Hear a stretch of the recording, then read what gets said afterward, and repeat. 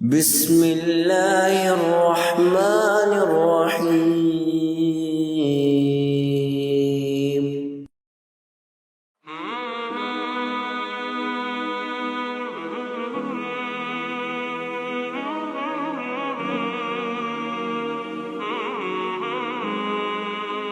نحمده ونصلي على رسوله الكريم۔ اعوذ باللہ من الشیطان الرجیم۔ بسم اللہ الرحمن الرحیم۔ رب اشرح لي صدری ویسر لي امری واحلل عقدۃ من لسانی یفقهوا قولی۔ حضور اکرم صلی اللہ علیہ وسلم کی احادیث کے مطالعے سے پتہ چلتا ہے کہ اس کائنات میں ہر صبح اور ہر شام کچھ کام سر انجام پاتے ہیں، اور یقیناً جب ہم ہر صبح انجام پانے والے کاموں کے بارے میں سیکھ لیں گے تو پھر ہم یہ بھی دیکھنے کی کوشش کریں گے کہ ہر شام کون سے کام ہوتے ہیں۔ بالکل اسی طرح سے جیسے ہماری دنیا میں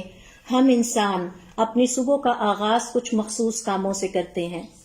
اسی طرح سے اور اس دنیا کو ہم عالم الشہادہ کہتے ہیں، یعنی وہ کائنات جسے ہم اپنی سینسز، حواس کے ذریعے سے پرسیو کر سکتے ہیں، دیکھ سکتے ہیں، سن سکتے ہیں۔ ایک اور کائنات اسی کائنات کے پیرالل بس رہی ہے، اور اس کائنات کو قرآن کریم عالم الغیب کہتا ہے۔ اس کائنات میں بھی ہر صبح اور ہر شام کچھ کام سر انجام پاتے ہیں۔ تو آج کے سیشن میں ہم صرف فوکس کریں گے ایک یا دو کاموں کو جو کہ ہر صبح ہوتے ہیں، پھر کبھی انشاءاللہ موقع ملا تو باقی بھی سرگرمیاں یا ایکٹیویٹیز دیکھیں گے کہ کس طرح کی ہوتی ہیں۔ یہاں حضور اکرم صلی اللہ علیہ وسلم کی حدیث سے میں ایک مثال آپ کے سامنے رکھوں گی، اور وہ یہ کہ آپ صلی اللہ علیہ وسلم فرماتے ہیں کہ ایک کام ایسا ہے جو ہر صبح ہوتا ہے اور ہر شام ہوتا ہے سورج کے غروب ہونے کے وقت، اور وہ یہ ہے کہ مردوں کو ان کا ٹھکانہ جنت اور آگ میں دکھایا جاتا ہے۔ یعنی جو برزخ میں ہے اس وقت، جو اس دنیا سے انتقال کر چکے ہیں، ان کی بھی صبح ہوتی ہے، ان کی بھی شام ہوتی ہے، اور اس صبح و شام میں ان کے ساتھ بھی کچھ کام ہوتے ہیں۔ تو ان میں سے ایک کام یہ ہے کہ مردوں کو صبح و شام ان کے ٹھکانے، چاہے وہ جنت کے ہوں چاہے وہ جہنم کے ہوں، انہیں دکھائے جاتے ہیں۔ تو یہ میں نے آپ سے ایک مثال شیئر کی ہے کہ کس طرح وہاں کی صبح اور شام میں کیا کچھ ہوتا ہے۔ اسی طرح سے ایک اور ایونٹ یا ایک اور سرگرمی جو کہ عالم الغیب میں ہوتی ہے، ہمیں نظر نہیں آتی، وہ اس کائنات میں ہو رہی ہے یا اس کا تعلق کسی بھی شکل میں ہماری کائنات سے ہے، اور یہ صبح سورج کے طلوع ہونے سے کچھ دیر پہلے ہوتی ہے۔ وہ یہ ہے کہ اللہ رب العزت کی تمام مخلوقات اللہ تعالیٰ کی تسبیح بیان کرنے کے لیے اٹھ کھڑی ہوتی ہیں، سوائے شیاطین کے اور سرکش شیطانوں اور جنات کے اور بے وقوف اور کم عقل بنی آدم کے۔ یہ سوئے رہتے ہیں۔ دو کیٹیگریز ایسی ہیں جو صبح کے وقت سوئی رہتی ہیں، جبکہ باقی کل مخلوقات، تمام چرند پرند، حتیٰ کے پہاڑ، حتیٰ کے پرندے، جانور، ہوائیں، ہر چیز اللہ تعالیٰ کی تسبیح بیان کرنے کے لیے سورج کے طلوع ہونے سے پہلے جاگ جاتی ہے، بیدار ہو جاتی ہے۔ دو مخلوقات ایسی ہیں جس کے بارے میں حضور اکرم صلی اللہ علیہ وسلم فرماتے ہیں کہ وہ نہیں اٹھتے، ایک باغی اور سرکش جنات اور شیاطین، اور دوسرا کم عقل یعنی ناسمجھی والے فیصلے کرنے والے بنی آدم یا انسان، یہ سوئے رہتے ہیں۔ اسی طرح ایک اور مثال میں آپ سے شیئر کروں گی جو ہر صبح ہونے والے ایک خاص عمل کے بارے میں حضور اکرم صلی اللہ علیہ وسلم کی حدیث سے ہمیں پتہ چلتا ہے کہ ہر صبح بنی آدم کے جسم کے تمام اعضاء زبان سے گفتگو کرتے ہیں، اور زبان کو کہتے ہیں اب آج کا دن بھی شروع ہو رہا ہے، ہم تمہیں خدا کا واسطہ دے کر کہتے ہیں کہ اپنے آپ کو کنٹرول میں رکھنا، ورنہ تمہاری وجہ سے ہم سارے بھی تباہ ہو جائیں گے۔ اب یہ وہ سرگرمیاں ہیں، یہ وہ ایکٹیویٹیز ہیں جو بظاہر ہمیں محسوس نہیں ہوتی،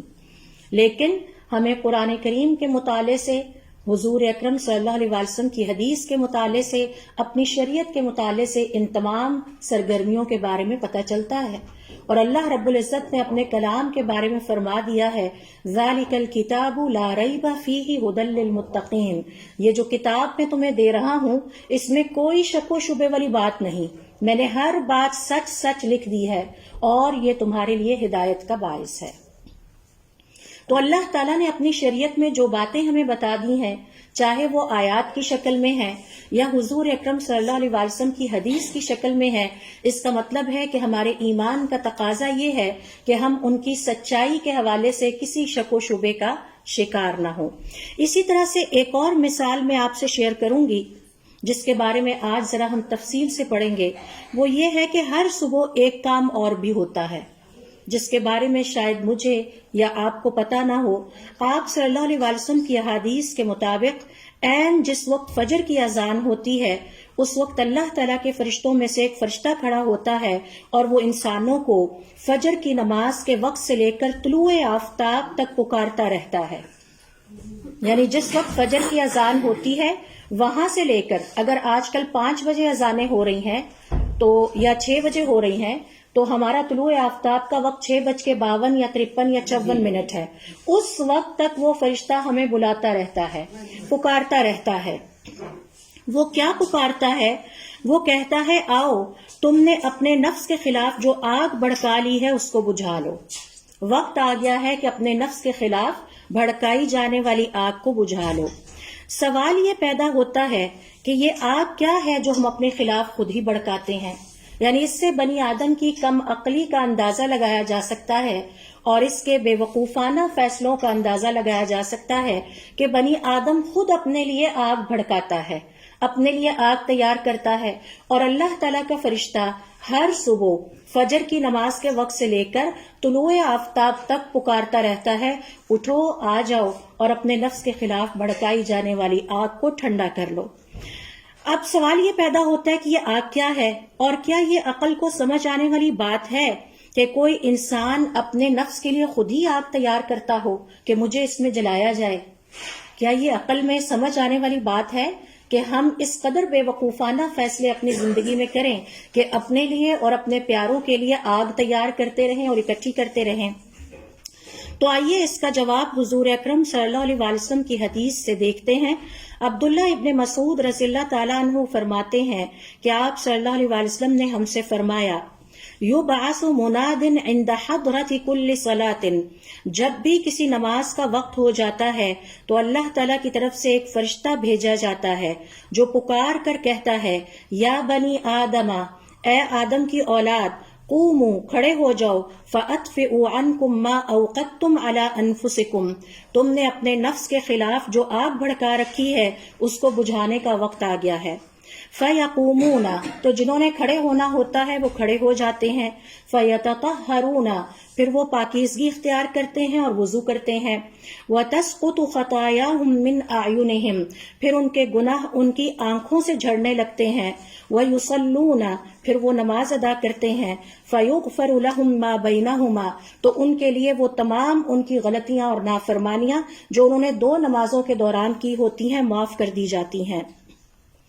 ثم یوقدون فیما بین ذلک، پھر اگلی نماز کا وقت ہونے تک ایک دفعہ پھر وہ اپنے لیے آگ بھڑکا لیتے ہیں۔ فاذا کان عند الصلاۃ الاولى نادى، پھر جب اگلی نماز کا وقت ہوتا ہے تو ایک اور فرشتہ اس کائنات میں اترتا ہے اور پکار کر اعلان کرتا ہے، یا بنی آدم، اے آدم کی اولاد، قوموا، کھڑے ہو جاؤ، فاطفئوا ما اوقدتم علی نفسکم، تم اپنی جان کے خلاف اور نفس کے خلاف جو آگ بھڑکا رہے ہو اس کو بجھا لو۔ فیقومون، پھر جس نے کھڑے ہونا ہوتا ہے وہ کھڑا ہو جاتا ہے۔ فیتطہرون، پھر یہ طہارت اختیار کرتے ہیں اور وضو کرتے ہیں۔ ویصلون، پھر یہ نماز ادا کرتے ہیں۔ فیغفر لہم ما بینہما، تو ان دونوں نمازوں کے درمیان جو اللہ تعالیٰ کی انہوں نے نافرمانیاں کی ہوتی ہیں وہ معاف کر دی جاتی ہیں۔ فاذا حضرت العصر، پھر جب عصر ہو جاتی ہے، فمثل ذالک، تو ایسا ہی ہوتا ہے۔ فاذا حضرت المغرب، پھر جب مغرب ہو جاتی ہے تو پھر یہی واقعہ دوبارہ سے ہوتا ہے۔ فاذا حضرت العتمۃ، پھر جب عشاء کا اندھیرا پھیل جاتا ہے، فمثل ذالک، تو پھر ایسا ہی ہوتا ہے، ایک فرشتہ نازل ہوتا ہے اور پکارتا ہے۔ فینامون، پھر یہ اللہ کے نیک بندے سو جاتے ہیں۔ وقد غفر لہم، اس حالت میں کہ اللہ نے ان کے پورے دن کے گناہ دھو ڈالے ہوتے ہیں، پاک صاف ستھرے ہو کے عشاء کی نماز کے بعد اپنے بستر پر چلے جاتے ہیں، اور بڑے خوش قسمت انسان ہیں جو روزانہ کی بنیاد پر اپنے اعمال نامہ کی صفائی کراتے جا رہے ہیں۔ ثم قال رسول اللہ صلی اللہ علیہ وسلم، پھر آپ صلی اللہ علیہ وسلم نے فرمایا، فمدلج فی خیر ومدلج فی شر، پھر رات کا اندھیرا کوئی خیر پر گزارتا ہے اور کوئی شر پر یعنی آگ پر گزارتا ہے۔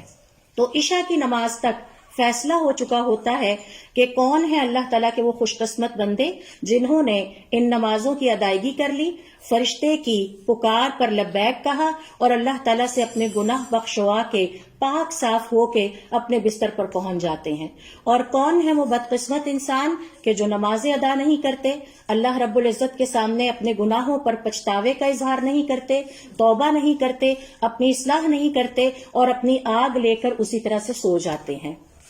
انس ابن مالک رضی اللہ تعالیٰ عنہ کہتے ہیں کہ حضور اکرم صلی اللہ علیہ وسلم نے اپنی ایک حدیث میں ہم سے فرمایا، ان للہ ملکن، اللہ تعالیٰ کا ایک فرشتہ ہوتا ہے، ینادی عند کل صلاۃ، ہر نماز کے وقت وہ اعلان کرتا ہے، تم سب کو پکارتا ہے، یا بنی آدم، اے آدم کی اولاد، قوموا الی نیرانکم التی اوقدتموها علی انفسکم، جلدی سے اپنی آگ کی طرف آ جاؤ جو تم نے خود اپنے ہاتھوں اپنے خلاف بھڑکا رکھی ہے، فاطفئوها، اب اس کو بجھا دو۔ تو یہ جو اللہ تعالیٰ کی نافرمانیاں ہیں اور اللہ تعالیٰ کی جسے کہتے ہیں احکامات کی پیروی نہ کرنا ہے، اس کو آگ کہا گیا ہے، کیونکہ یہ انسان کو دراصل آگ ہی کی طرف لے کر جا رہی ہیں۔ جب ہم نے اس دنیا سے منتقل ہونا ہے اگلی دنیا میں، تو وہاں نتائج ہمارے ہاتھوں میں تھما دیے جائیں گے۔ اب یہ ہمارے اعمال ہیں جو فیصلہ کریں گے کہ ہم نے جنت کی طرف جانا ہے یا ہم نے آگ کی طرف جانا ہے۔ اور اگر آپ کو یاد ہو تو ہمیں ایک دعا سکھائی گئی ہے جو کہ مردوں کے لیے بھی ہم مانتے ہیں، میت کے لیے بھی مانتے ہیں، کہ اللہ تعالیٰ اس کے گناہوں کو پانی سے دھو دے، اولوں سے دھو دے اور برف سے دھو دے۔ تو یہ اولے اور برف سے دھونے کا کیا مطلب ہے؟ یہ کیوں نہیں فرمایا کہ صابن سے دھو دے؟ تو دراصل یہ جو آگ ہوتی ہے یہ پانی سے اتنی ٹھنڈی نہیں ہوتی جتنی اولے سے اور پھر اولے کے بعد برف سے ٹھنڈی ہوتی ہے۔ اور یہ آگ کس چیز کی ہوتی ہے؟ یہ ہمارے گناہوں کی آگ ہوتی ہے، نافرمانیوں کی آگ ہوتی ہے، جو کہ دراصل ہمیں جھلسا رہی ہوتی ہے۔ تو اس لیے ہم بخشش کے لیے اپنے لیے بھی دعا کرتے ہیں اور میت کے لیے بھی کرتے ہیں کہ اللہ تعالیٰ اس کی غلطیوں کو، اس کے گناہوں کو پانی سے دھو دے، اولوں سے دھو دے اور برف سے دھو دے، تاکہ اس کی آگ بالکل ٹھنڈی ہو جائے۔ اور جب کسی جگہ پر برف پڑتی ہے تو وہاں آگ لگنے کے نشانات بھی ختم ہو جاتے ہیں، یعنی اتنا اچھا دھو دے، اتنا اچھا ہمیں صاف کر دے، اور اس دنیا سے منتقل ہونے والے ہمارے مسلمان بہن بھائی کو کہ اس کے گناہوں اور نافرمانیوں کے اثرات تک بھی اس کے نامہ اعمال میں نظر نہ آئیں۔ تو یہاں پر اس حدیث کی تشریح بیان کرنے والے علماء کرام یہ کہتے ہیں کہ اس حدیث سے ہمیں پتہ چلتا ہے کہ اللہ رب العزت نے ہر فرض نماز کے وقت اپنے کچھ مخصوص فرشتوں کی ڈیوٹی لگا رکھی ہے۔ وہ لوگوں کو پکار پکار کر کہتے ہیں، اے بنی آدم یعنی آدم کی اولاد، جلدی سے آؤ، یہ موقع ہے کہ اپنی آگ کو بجھا لو۔ یہ آگ جو تم نے اپنے گناہوں اور نافرمانیوں سے بھڑکا رکھی ہے، اگر تم نے آج اس کو اس نماز کے ذریعے سے، اس نیک عمل کے ذریعے سے نہ بجھایا تو یہ آخرت میں ہمیشگی کے لیے تمہارا مقدر بن جائے گی۔ تو روزانہ کی بنیاد پر اپنے آپ کو اس آگ سے چھڑاتے جاؤ۔ تو گویا ہم انسانوں نے خود ہی اللہ رب العزت کی نافرمانی کے راستے پر چلتے ہوئے اپنے گناہوں کے ذریعے سے اس آگ کو بھڑکا رکھا ہے اور اپنے لیے غلط راستے کا انتخاب کر رکھا ہے۔ لہٰذا ہمیں چاہیے کہ جب ہمارے کانوں میں اذان کی آواز پڑے تو ہم اپنے سارے کام چھوڑ کر، جیسے کسی پر جادو کر دیا جاتا ہے، ہم سارے کام چھوڑ کر اپنے رب کی طرف روانہ ہو جائیں کہ ہمارے رب نے ہمیں پکارا ہے، اور پھر اللہ تعالیٰ سے اس بات کی تمنا رکھیں اپنی نماز میں، اور اللہ تعالیٰ سے دعا کریں کہ اللہ تعالیٰ ہماری سیاہ کاریوں کو، ہماری غلطیوں کو، ہماری نافرمانیوں کو ہمارے نامہ اعمال سے مٹا دے، اور جو نافرمانیاں ہم کریں ان پر فوراً اللہ تعالیٰ سے توبہ کریں اور اپنی اصلاح کرنے کی کوشش کریں تاکہ یہ آگ ہم سے بجھا دی جائے۔ ایک اور حدیث کے مطالعے سے پتہ چلتا ہے کہ اس کائنات میں جو ہر صبح کام ہوتے ہیں ان میں سے جو ایک یہ ہے کہ ایک فرشتہ ہر نماز کے وقت خاص طور پر آواز دیتا ہے اور فجر کی نماز کے وقت آواز دیتا ہے۔ تو اس حوالے سے حضور اکرم صلی اللہ علیہ وسلم کی حدیث سے پتہ چلتا ہے کہ جو مسلمان بھی گناہوں کا ارتکاب کرتا ہے، اللہ تعالیٰ کی نافرمانیوں کا ارتکاب کرتا ہے، وہ دراصل اپنے آپ کو جلا رہا ہوتا ہے، اور اسے اس چیز کا اندازہ نہیں ہوتا کہ وہ اپنے آپ کو اللہ رب العزت کے عذاب کے لیے پیش کر رہا ہے۔ کہ اللہ تعالیٰ میں آپ کا عذاب ہی آپ سے مانگتا ہوں، مجھے یہی آپ سے چاہیے۔ عبداللہ ابن مسعود رضی اللہ تعالیٰ عنہ کہتے ہیں کہ آپ صلی اللہ علیہ وسلم نے ایک دن ہم سے اچانک گھبرا کر فرمایا، تحترقون تحترقون، تم جل رہے ہو، تم جل رہے ہو۔ تو ہم پریشان ہو گئے،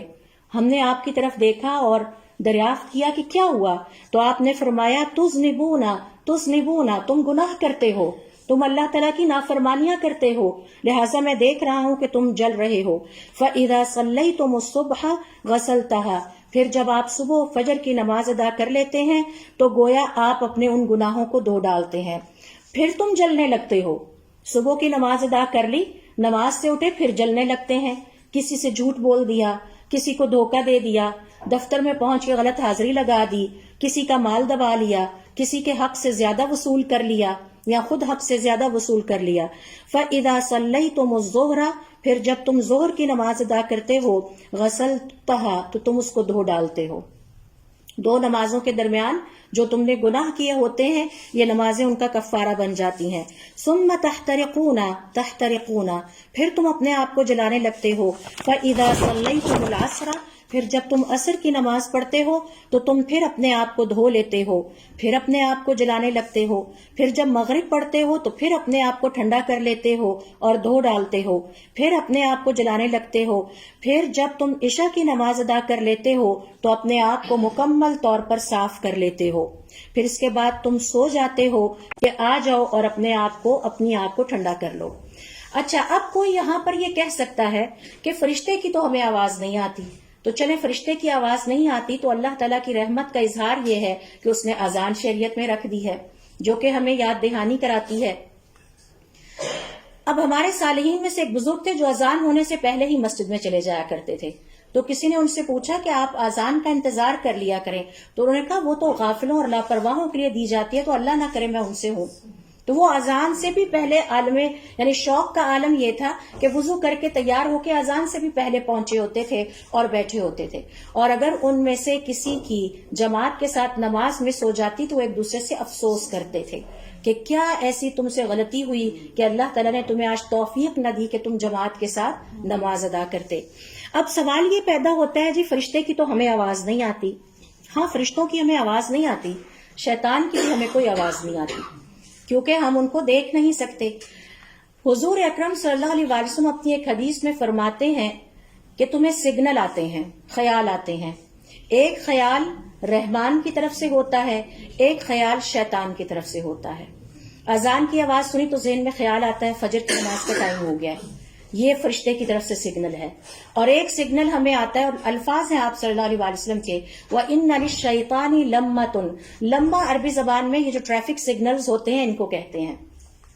وَإِنَّ لِلرَّحْمَانِ لَمَّةٌ، اور پھر تمہیں ایک اللہ کے فرشتے کی طرف سے سگنل آتا ہے۔ تو جب اللہ کا فرشتہ ہمیں نیکی کی دعوت ہمارے خیالات میں دیتا ہے تو فرشتہ عین اسی لمحے ایک خیال اور ڈالتا ہے، ابھی تو طلوع آفتاب میں 52 کے قریب منٹ ہیں، 10 منٹ اور سو لو،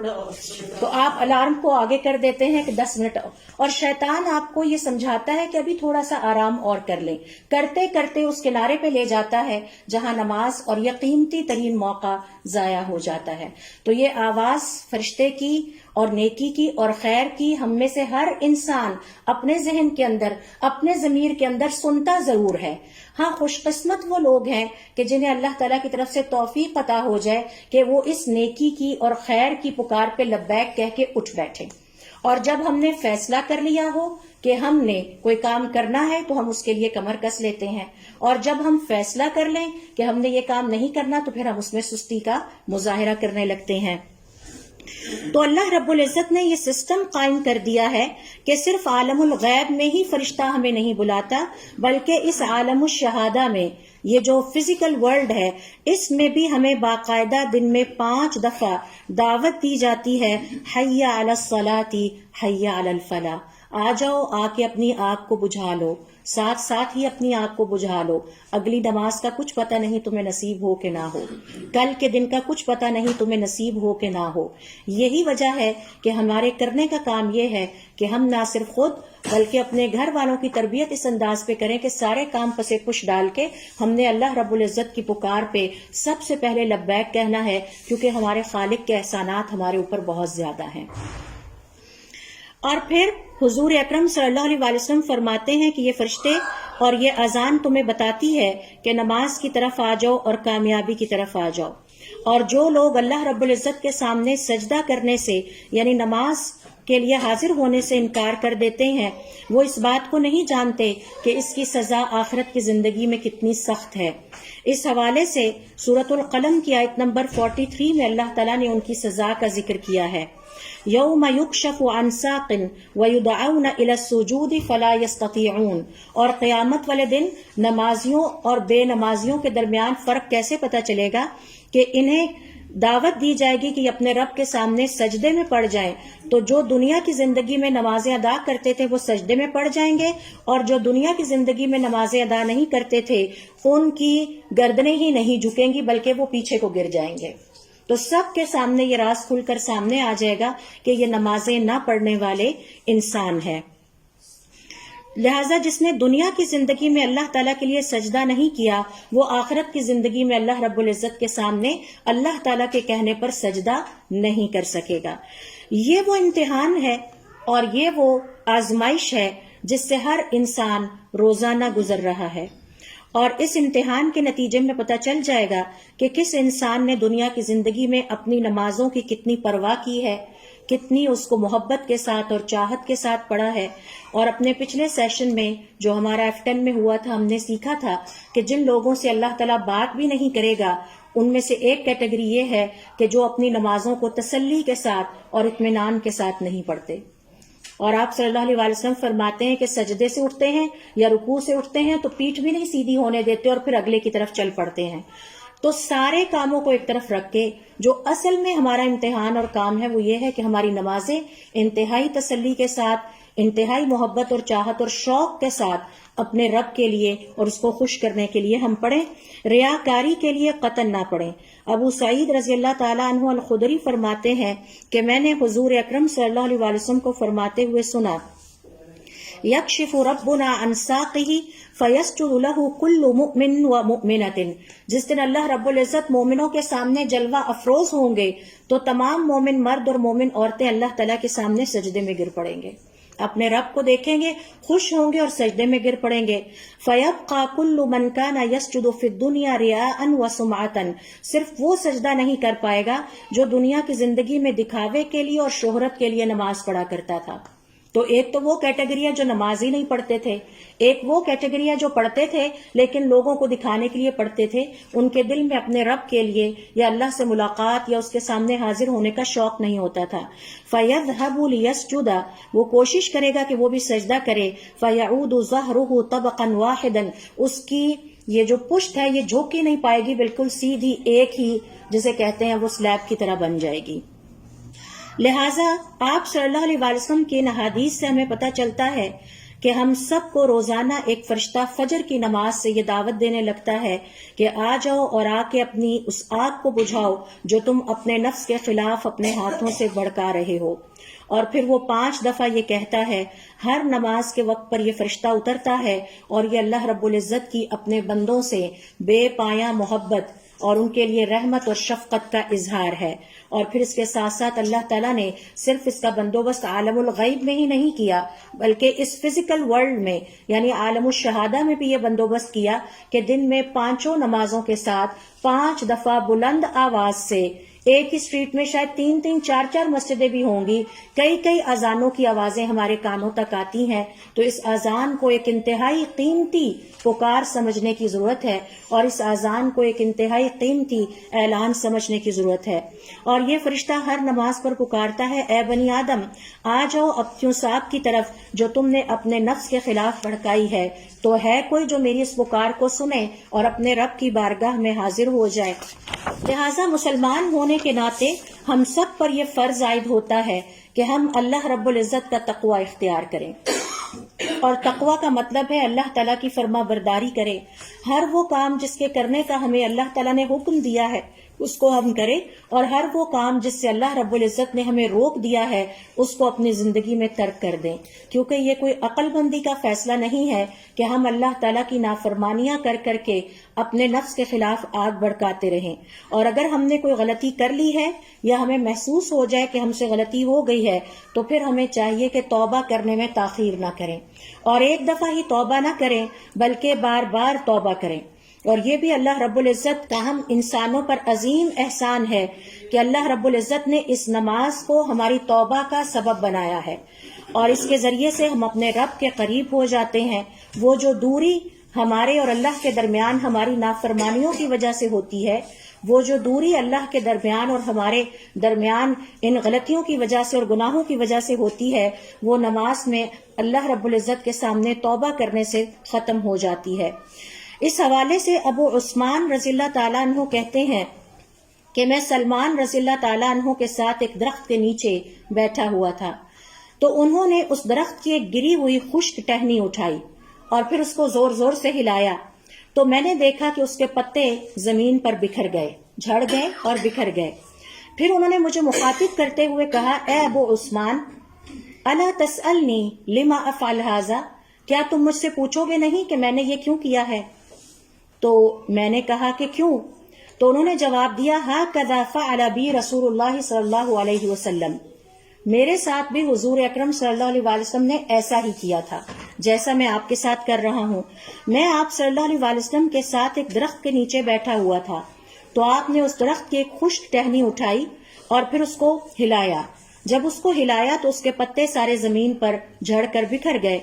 پھر آپ صلی اللہ علیہ وسلم نے مجھ سے یہی سوال کیا جو میں نے تم سے کیا ہے، یا سلمان، اے سلمان، الا تسألنی لما افعل ھذا، کیا تم مجھ سے پوچھو گے نہیں کہ میں نے ایسا کیوں کیا ہے؟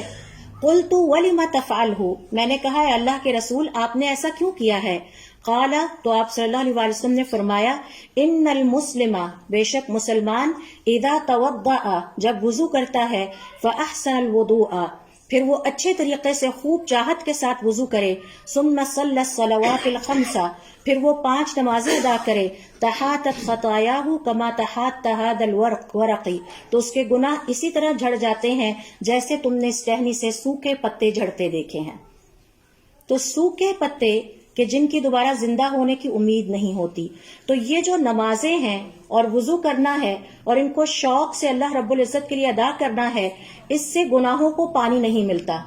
گناہ تر و تازہ نہیں ہوتے بلکہ سوکھ جاتے ہیں اور جھڑنے لگتے ہیں اور صاف ہونے لگتے ہیں۔ وقالا، پھر آپ صلی اللہ علیہ وسلم نے سورہ ہود کی آیت نمبر 114 کی تلاوت فرمائی، وَأَقِمِ الصَّلَاةَ طَرَفَيِ النَّهَارِ، اور دن کے کناروں پر نمازیں قائم کرتے رہنا، وَزُلَفًا مِّنَ اللَّيْلِ، اور رات کی سیاہی میں اللہ کا تقرب حاصل کرنے کے لیے یعنی تہجد ادا کرنا، ان الحسنات، بے شک یہ جو نیکیاں ہوتی ہیں، یذہبن السیئات، یہ برائیوں کو مٹا دیتی ہیں، ذالک ذکری للذاکرین، یہ یاد رکھنے والوں کے لیے یاد دہانی ہے۔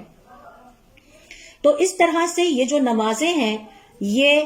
درمیان میں، ان کے درمیان جو ہم اللہ تعالیٰ کی نافرمانی کر کے اپنے لیے آگ بھڑکا لیتے ہیں، ان کو ٹھنڈا کرنے کا باعث بنتی ہیں۔ ابو بکر رضی اللہ تعالیٰ عنہ کہتے ہیں، میں نے حضور اکرم صلی اللہ علیہ وسلم کو فرماتے ہوئے سنا، ما من عبد یذنب ذنبا، جب بھی کوئی اللہ تعالیٰ کا بندہ کوئی گناہ کر بیٹھتا ہے اور پھر اس کو پچھتاوا ہوتا ہے، فیحسن الطہور، پھر وہ خوب اچھی طرح سے وضو کرتا ہے، پاکیزگی اختیار کرتا ہے، ثم یقوم، پھر وہ اپنے رب کے سامنے کھڑا ہو جاتا ہے، فیصلی رکعتین، پھر وہ 2 رکعت صلاۃ التوبہ ادا کرتا ہے، توبہ کے نفل پڑھتا ہے، ثم یستغفر اللہ، پھر اللہ تعالیٰ سے اپنی غلطی پر معافی مانگتا ہے، الا غفر اللہ لہ، اللہ تعالیٰ پر واجب ہو جاتا ہے کہ اب اس کو معاف کر دے۔ تو اللہ تعالیٰ نے ہماری نجات اسی نماز میں رکھی ہے، ہمیں طریقہ سکھایا ہے کہ تم سے کوئی غلطی ہو جائے تو اچھی طرح سے وضو کرو، ندامت کے ساتھ، پچھتاوے کے ساتھ اللہ تعالیٰ کے سامنے کھڑے ہو کر اپنے اس گناہ کو یا گناہوں کو یاد کرتے ہوئے اللہ تعالیٰ سے مغفرت مانگو، بخشش مانگو، اس عہد کے ساتھ کہ دوبارہ یہ غلطی نہیں کریں گے، تو اللہ تعالیٰ پر واجب ہو جائے گا، اس نے اپنے اوپر واجب کر لیا ہے کہ وہ تمہیں ہر حال میں معاف کر دے، تمہیں بخش دے۔ پھر آپ صلی اللہ علیہ وسلم نے یہ آیت پڑھی جو کہ سورہ آل عمران کی آیت نمبر 135 ہے، والذین اذا فعلوا فاحشۃ، اور وہ لوگ جن سے کوئی فحاشی کا کام ہو جائے، بے حیائی کا کام ہو جائے، او ظلموا انفسہم، یا وہ اللہ تعالیٰ کی نافرمانی کر کے اپنی جان پر ظلم کر بیٹھیں، ذکروا اللہ، پھر وہ اللہ کو یاد کریں، فاستغفروا لذنوبہم، اور اپنے گناہوں کی بخشش مانگے، ومن یغفر الذنوب الا اللہ، اللہ کے علاوہ کون ہے جو گناہوں کو معاف کرے گا، ولم یصروا علی ما فعلوا، اور اللہ تعالیٰ کی نافرمانیوں پر اڑے نہ رہیں کہ کرتے نہ رہیں اس کو، وہم یعلمون، حالانکہ وہ جانتے تھے۔ تو پتہ یہ چلا کہ اسی نماز میں اللہ تعالیٰ نے ہماری بخشش رکھی ہے، اسی نماز میں اللہ تعالیٰ نے ہماری مغفرت رکھی ہے اور ہماری دنیا اور آخرت کی نجات رکھی ہے۔ اس لحاظ سے ہم خوش قسمت ہیں کہ ہم مسلمان ممالک کا حصہ ہیں جہاں پر دن میں 5 دفعہ اذانوں کی آوازیں ہمارے کانوں تک آتی ہیں۔ آپ ذرا ان مسلمانوں سے بھی پوچھئے جو ایسی جگہوں پر رہتے ہیں جہاں انہوں نے کبھی اذان کی آواز نہیں سنی، تو گویا وہ اللہ رب العزت کی کس قدر عظیم نعمت سے محروم ہیں۔ تو ہونا یہ چاہیے کہ جب نماز کا وقت آئے ہماری ساری سرگرمیاں رک جائیں، ہم سارے کام بند کر کے اپنے رب کی طرف رواں دواں ہو جائیں، جس کی طرف ہم رواں دواں ہیں۔ ہر آنے والا دن ہمیں اپنی قبر سے قریب کر رہا ہے اور اس دنیا سے نکالتا جا رہا ہے۔ ہم دنیا کو پیچھے چھوڑتے جا رہے ہیں اور اپنے رب کی طرف روانہ ہوتے چلے جا رہے ہیں، اور اس کا ذکر اللہ رب العزت نے قرآن کریم میں فرمایا ہے کہ اے انسان، تم کشاں یعنی بھاگتے دوڑتے میری طرف چلے آ رہے ہو، تو جب طے ہے کہ وہ وقت آنا ہے اور اس سے میں نے اور آپ نے گزرنا ہے، تو پھر عقل مندی کا تقاضا یہ ہے کہ ہم اپنی زندگی میں وہ فیصلے کریں جو آخرت کی ہمیشگی کی زندگی میں ہمارے کام آئے۔ اور حقیقت بات یہ ہے کہ نماز کی فضیلتیں بہت زیادہ ہیں، اگر ہم ان کو یہاں گننا شروع کریں تو وقت ختم ہو جائے گا، لیکن یہ فضیلتیں ختم نہیں ہوں گی۔ ہاں، اتنا کہہ دینا کافی ہے، تمام نیک اعمال میں سے افضل ترین نیک عمل فرض نمازوں کی وقت پر، اول وقت پر ادائیگی ہے۔ یعنی اگر ہم اللہ تعالیٰ کا تقرب حاصل کرنا چاہتے ہیں تو اکثر لوگ مجھ سے سوال کرتے ہیں ہمیں کسی بابا جی سے ملوا دیجئے۔ کیوں ملوا دیجئے؟ وہ ہمیں اللہ کے قریب کر دے۔ کوئی ضرورت نہیں ہے کسی بابا جی کے۔ دوسری نیکی کے کام آپ بے شک تھوڑے ڈیلے کر لیں، لیٹ کر لیں، لیکن نماز کو اول وقت پر ادا کرنے کی کوشش کر لیجئے۔ افضل ترین تمام نیک اعمال میں سے یہ ہے کہ اپنے رب کا اگر تقرب حاصل کرنا چاہتے ہیں تو نماز کو شوق سے بیٹھ کر وضو کر کے تیار ہو کے اس کا انتظار کریں اور اول وقت میں ادا کریں۔ ہاں، اگر کوئی مجبوری آ جائے تو پھر ٹھیک ہے، آپ بعد میں بھی پڑھ سکتے ہیں، لیکن کوشش یہ ہونی چاہیے کہ جب بھی اللہ تعالیٰ موقع دے ہم پہلے نماز ادا کر لیں، پھر باقی کام ہوں۔ اور اس حوالے سے ہم جانتے ہیں کہ بدقسمتی سے بعض لوگوں کے یا بعض مسلمانوں کے دل نماز میں نہیں لگتے، اور ایسا بہت زیادہ ہو رہا ہے۔ آپ صلی اللہ علیہ وسلم اپنی ایک اور حدیث میں فرماتے ہیں قیامت کی نشانیوں میں سے ایک یہ ہے کہ قیامت کے قریب زمانوں میں جو مسلمانوں کے اندر کجیاں اور خرابیاں ظاہر ہوں گی، ان میں سے ایک یہ ہے کہ سب سے پہلے میری امت کے دل سے نماز کی محبت اور خشوع اٹھا لیا جائے گا۔ یہ نمازیں پڑھیں گے لیکن ان کا نمازوں میں دل نہیں لگے گا، یہ نمازیں پڑھیں گے لیکن اس کو اپنے لیے بوجھ سمجھیں گے، وہ ان کے لیے بہت بوجھل ہو جائے گی۔ تو یہ قیامت کی نشانیوں میں سے ایک نشانی ہے۔ تو ہمیں چاہیے کہ ہم اللہ تعالیٰ سے دعا کیا کریں کہ اللہ رب العزت ہمیں عبادت کی لذت عطا کریں، اور پھر سٹڈی کریں کہ وہ کون سے فیکٹرز ہیں، وہ کون سے اسباب ہیں کہ جن کو اختیار کر کے ہم اپنی عبادتوں کی اصلاح کر سکتے ہیں، اور خاص طور پر نماز کے لیے شوق اور رغبت اپنے اندر پیدا کر سکتے ہیں۔ پھر ہم سب یہ بھی جانتے ہیں کہ ہم سے سب سے پہلے قیامت والے دن جو سوال ہونا ہے وہ نماز کے بارے میں ہونا ہے۔ اگر ہماری نمازیں ٹھیک نکلی تو ہمارے باقی عمل بھی قبول ہو جائیں گے، اور اگر ہماری نمازوں میں خرابی نکلی تو اس کے بعد ہمارے باقی سارے عمل تباہ اور برباد ہو جائیں گے۔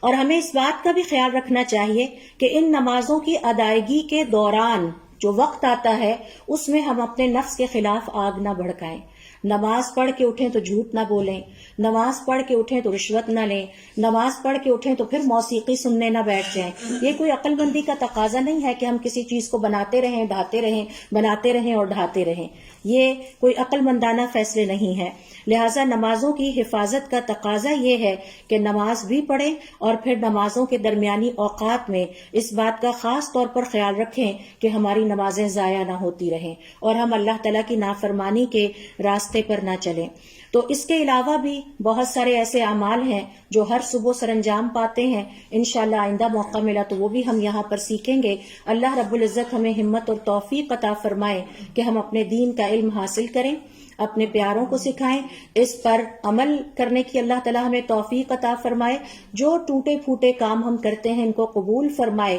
اور سب سے بڑی بات یہ ہے کہ ہمیں ہماری نمازوں کی لذت عطا فرما دے. سبحانک اللہم و بحمدک نشہد ان لا الہ الا انت نستغفرک و نتوب الیک.